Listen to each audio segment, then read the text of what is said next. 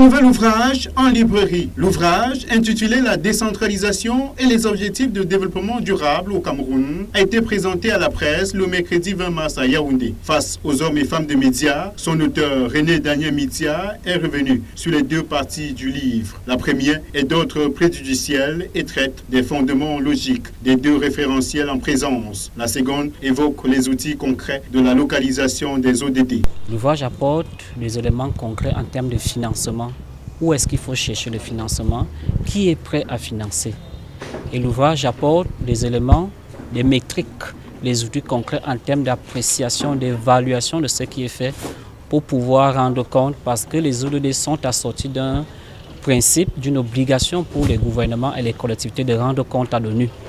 Donc l'ouvrage décrit tous ces outils pratiques.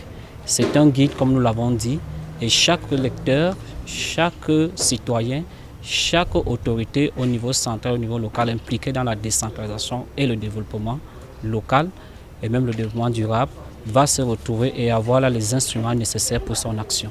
Il s'agit en réalité d'une étude qui a été commanditée par l'Association internationale des maires francophones avec l'Union européenne dans 6 pays. Et notre étude a été jugée satisfaisante au regard de la méthodologie et des résultats. C'est de là que les partenaires, l'AMF et l'Union européenne, ont décidé de financer sa publication pour un partage d'expériences, pour diffuser les bonnes pratiques. Le cas du Cameroun étant un cas d'école, j'ai failli dire.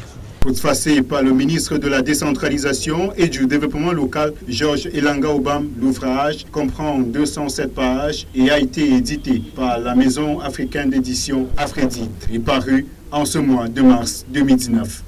La particularité de cet ouvrage, c'est qu'il